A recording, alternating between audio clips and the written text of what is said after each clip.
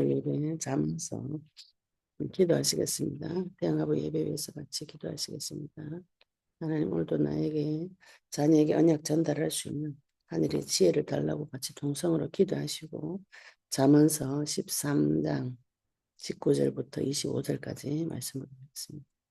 하나님 아버지 은혜 감사합니다. 우리를 태양아버 예배로 불러주시고 자녀에게 언약 전달할 귀중한 사명을 허락해 주시니 감사합니다.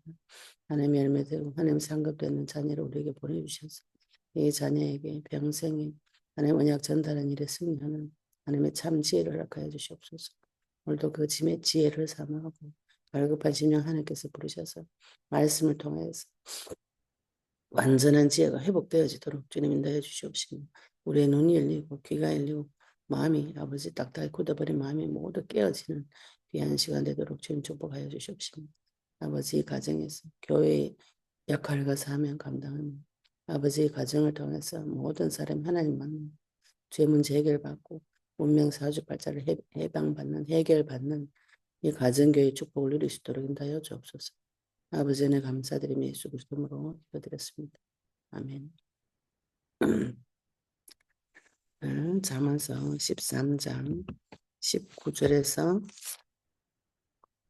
25절까지 같이 소리내서 읽겠습니다. 소원을 성취하면 마음에 달아도 미련한 자는 악에서 떠나기를 싫어합니다. 지혜로운 자와 동행하면 지혜를 얻고 미련한 자와 사귀면 해를 받느니라. 재앙은 죄인을 따르고 선한 보응은 의인에게 이릅니다. 선인은 그 산업을 자자손손에게 끼쳐도 죄인의 재물은 의인을 위하여 쌓이느니라.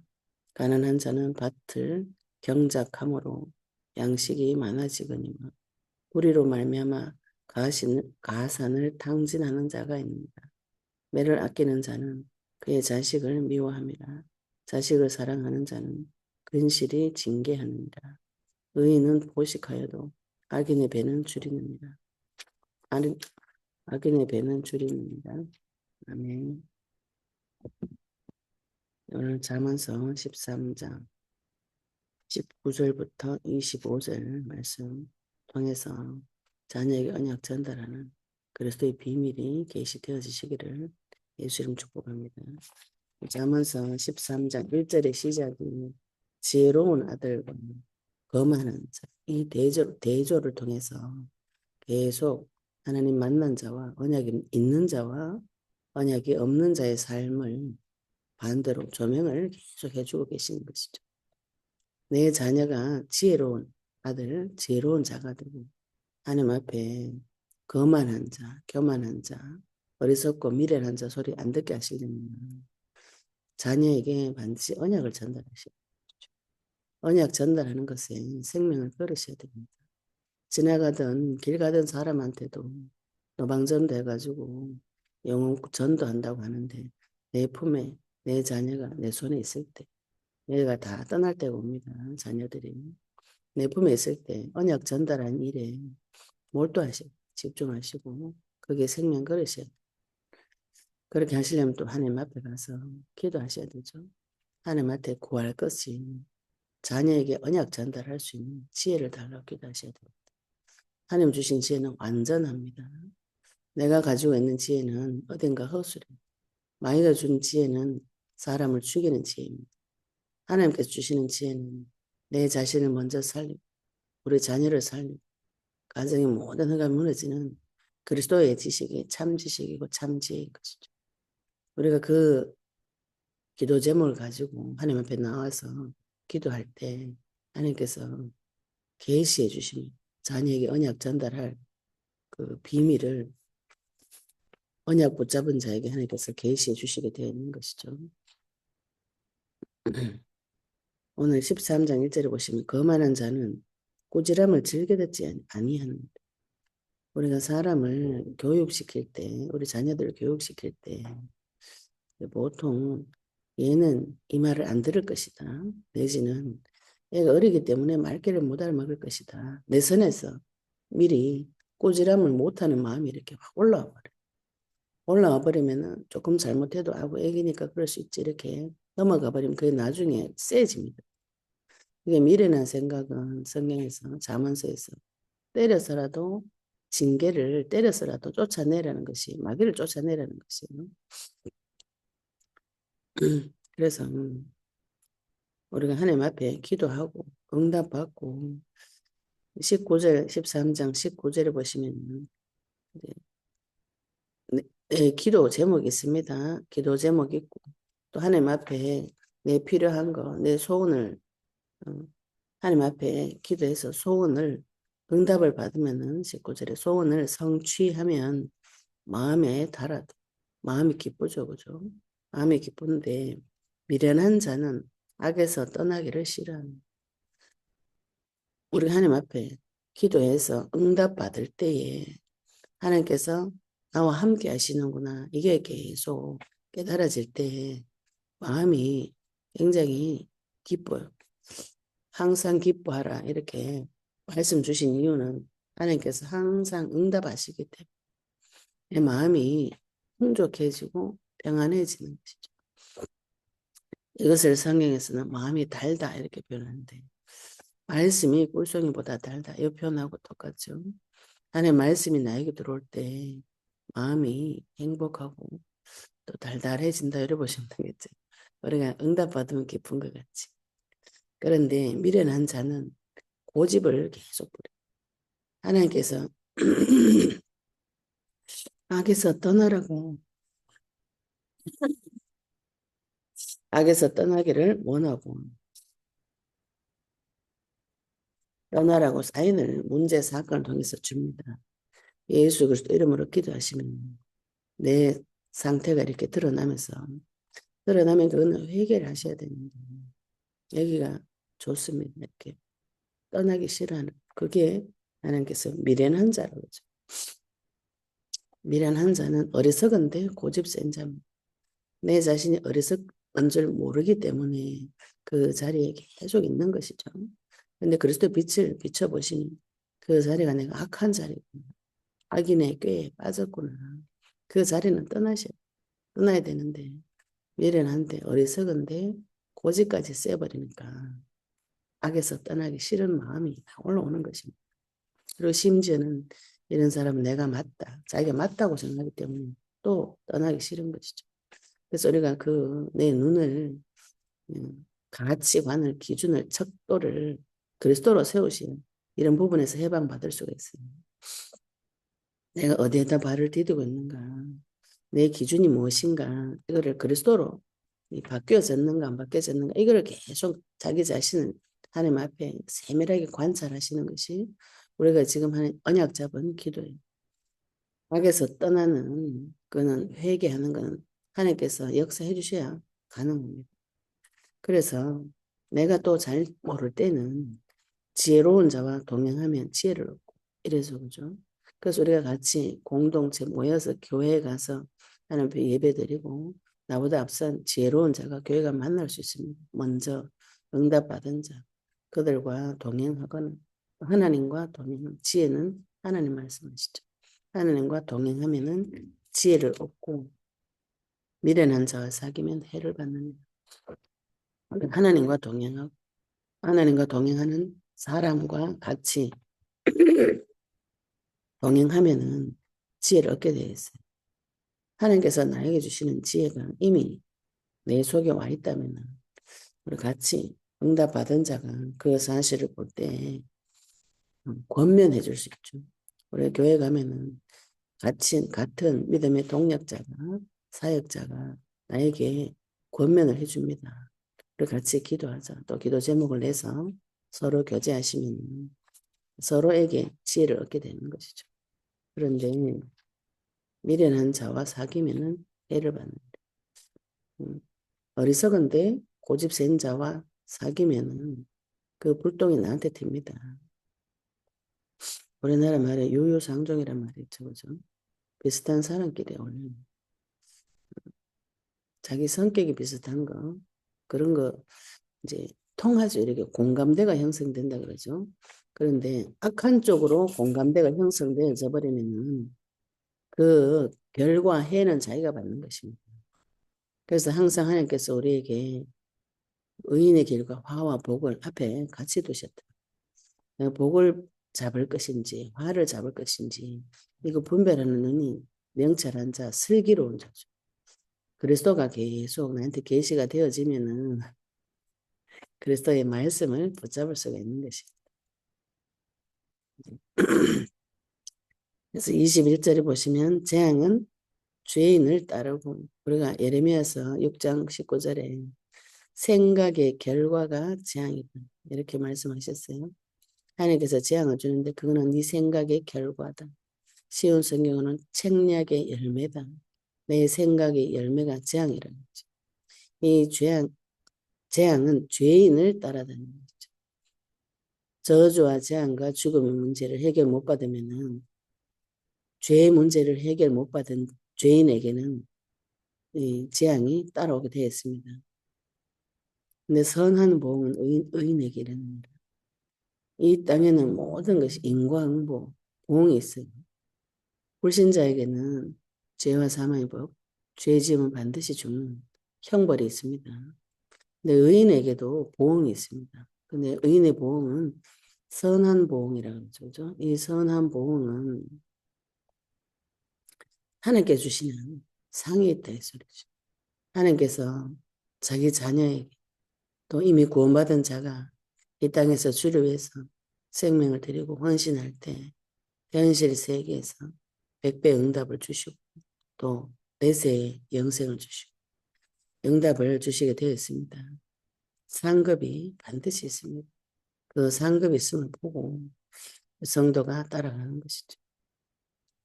22절에 그래서 선인은 그 산업을 자자손손에게 끼쳐도 죄인의 재물은 의인을 위하여 쌓입니다. 언약 가진 자의 그 산업, 돈이 아니고 언약 가진 자에게 입은 하나님입니다. 언약이 예수님을 그리스도로 믿을 때 그 언약이 천대 만대 천대까지 간다. 이 뜻이 자자손손에게까지 끼치는데 죄인의 재물은 자기 자신에게 자식에게 물려줘도 문제가 오고 그 재물은 의인을 위해서 사용됩니다. 돈 벌었다고 내가 내 마음대로 쓸 수 없어요. 그 재물을 하나님께서 사용하실 때가 오는 것이죠. 그래서 의인을 위해서 자기가 돈을 벌지만 하나님께서 의인을 위해서 사용하시고 23절에도 가난한 자는 밭을 경작함으로 양식이 많아지거니와 불의로 말미암아 가산을 탕진하는 자입니다. 가난한 자,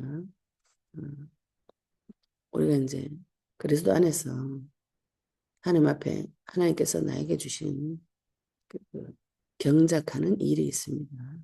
에덴 동산에서 아담이 에덴 동산에서 경작하고 지키는 일을 했듯이 성도도 이 땅에서 밭을 경작하고 그런데 가난한 자가 안 다졌죠. 우리가 마음이 가난한 자가 복이 있다고 마태복음 말씀 선생 보니 내 마음이 가난한 자는 하나님 앞에 가서 자기 밭을 경작하게 돼 있어요. 배고프니까 하나님 앞에 가서 내 밭을 기경해서 밑에까지 다 들로 파서 뒤집어 엎어서 먹을 양식을 찾아냅니다. 그래서 계속 내 마음의 밭을 기경해 보시면 양식이 많아져요. 내가 먹을 양식, 그리스도의 말씀의 양식이 내 마음에 가득 채워지는 자가 나중에 줄이지 않게 되는 것이죠. 그런데 불의로 말미암아 가산을 탕진하는 자. 하나님께 주시는 인간에게 주시는 원래 기본적인 소양, 그, 그 은혜, 일반적인 은혜로 모든 동물이 살아가듯이 사람도 하나님 영이 없어도 영적 기능이 없어도 먹고 사는 거는 하나님께서 주신 그것도 기본적인 은혜입니다. 근데 그거를 탕진한다는 거죠.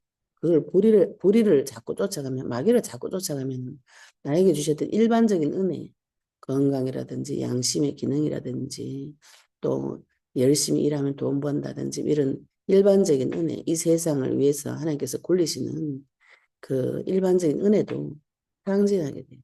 다 없어지고 깨져버립니다. 말년에는 다 깨져서 인생이 죽어버리죠. 그래서 24절에 이 인생의 비밀을 아신다면 내 자녀에게 매를 아끼는 자, 그 자식을 미워한다는 것이죠. 매를 대셔야 되는 것이죠. 자식을 사랑하는 자는 근실이 징계한다. 근실의 원어 뜻은 아침 일찍부터 징계한다. 히브리서 12장에도 6절 9절에도 문제 없는 자는 사생자라 그랬어요. 죄와 피 흘리기까지 싸우고 사랑하는 자녀에게는 징계를 해야 된다. 이제 우리가 매를 대라래 문자적으로 매를 대라 이렇게 하면 이제 매를 댈 때 좀 손으로 하면 감정적일 수가 있죠. 그래서 우리나라 사람들 옛날에 애들 때릴 때 매를 이렇게 딱 걸어놓는 벽에다 애한테 공포의 상징물인데 그 감정적이지 않을 수가 있는 것이죠. 매를 오고 가지고 오고 갈 때 그리고 매를 댈 때도 애한테 고통을 주는 것인데 우리가 이제 애 상처 주면 안 된다 이런 생각이 잡혀서 애한테 고통 주는 것을 많이 겁을 내시는데 애기도 자기 나름대로의 세상이 있습니다. 그 세상에서 고통을 고통을 겪을 때 하나님을 찾도록 인도를 해주셔요. 그 고통과 복이 부모를 통해서 옵니다. 부모를 통해서 오는데 부모가 의도적으로 주지 않아도 마귀가 개입되면 아주 작고 사소한 말에 깊은 상처를 받기도 하고 부모가 잘한다고 한 것에도 상처가 오기도 합니다. 그건 마귀가 하는 일이기 때문에 내 행위로 이렇게 된다 저렇게 된다 상처를 준다 만다 할 수가 없어요. 그래서 하나님께서 내 자녀에게 역사를 해주셔야 돼요. 내가 매를 대어도 고통을 주어도 그것 때문에 내 아이가 오히려 언약 받을 수 있도록 언약 잡을 수 있도록 하나님께서 역사해 주셔야 되는 것입니다. 그래서 자식을 사랑하는 자는 아침 일찍부터 계속 가르쳐야 됩니다. 말로 계속 가르치다 보면 애가 말귀를 알아먹을 때가 옵니다. 그리고 하나님께서 역사해 주시면 애기들도 지혜로워집니다. 그래서 25절에 의인은 포식하여도 악인의 배는 줄이는. 우리가 말씀을 계속 받고 나중에는 포식합니다. 배불러요. 응답을 계속 받아보시면 배부르죠. 그죠? 그런데 악인의 배는 줄이는. 먹는 밥이 없으면 줄이게 됩니다. 하나님 앞에서 내 인생이 말씀을 받는 자, 말씀의 양식을 계속 먹는 자, 그러면 내 밭을 기경하고 내 자녀에게 언약 전달하기 위해서 매를 아끼지 않고 내가 받은 양식을 또 내 자녀에게 전달하는 이런 선순환으로 하나님 역사하시는 쪽으로 계속 들어가시면은 나중에 배까지 든든하게 다 불러지는 것이죠. 내 부른 배를 먹을 수 있는 많은 양식을 또 다른 사람에게 전달할 정도. 이 복을 하나님께서 주시게 되어 있습니다. 언약을 붙잡으시면 이 복이 오지 않았다. 배부른 이런 안식이 오지 않았다. 지혜가 오지 않았다. 하나님하고 내하고 함께하는 거 의심하셔야 됩니다. 다른 의심 많이 하는데 가장 큰 의심 무슨 의심을 해야 되는 거예요. 하나님 내 주인이 되어주셨는가 안 되어주셨는가. 하나님의 역사가 나에게 있는가 없는가. 의심을 하셔야 돼요. 그래 우리가 하나님 앞에 돌아가서 붙잡고 매달리는 것이죠. 나는 잘하고 있고 하나님 나하고 함께 계시기 때문에 나는 아무 문제 없다. 언뜻 보면은 굉장히 믿음이 좋은 것 같은데 믿음의 종국은 결국은 그렇게 되어집니다. 그런데 그런 내 삶에서 확인하셔야 돼요. 나에게 응답이 없는데 하나님 나하고 함께 하실 것이다. 혼자 꿈꾸는 신앙생활 가지고는 전도하기는 어렵습니다. 혼자 즐겁게 살 수 있죠. 전도하고 내 자녀에게 언약 전달하고 열매가 맺히려면 사실관계를 확인하셔야 됩니다. 내 마음밭을 확인하시고 내가 의인의 길로 가고 있는가 지혜로운 길로 가고 있는가 내 배가 불러지고 있는가 내 양식이 어느 정도 있는가 확인하시고 하나님 앞에 자녀를 살릴 수 있을 정도의 응답을 받으시기를 예수 이름 축복합니다. 우리 오늘 받은 말씀 가지고 같이 기도드리도록 하겠습니다. 하나님 아버지 은혜 감사합니다. 우리 아버지 하나님께서 우리 기도시키시고 그 소원을 성취시키시고 또 지혜로운 자로 우리를 불러주시고 지혜로운 자와 같이 동행하며 지혜를 나누고 또 하나님 우리에게 의인에게 선한 보응을 주시고 그 산업이 자자손손 이 언약이 대대로 천대 만대까지 물려져가는 참 복을 하는 허락하여 주시옵시고 내 마음속에 밭을 갈고 기경하고 이 세상에서 아버지 참 선제 제사장 왕으로 경작하는 일을 통해서 양식을 많이 받고 다른 사람을 살리고 자식을 살리고 징계하고 매를 아끼지 아니하여서 언약 전달하여서 각자 모두가 마음의 양식이 가득 채워진 아버지 귀한 역사 일어나도록 주님 축복하여 주시옵소서.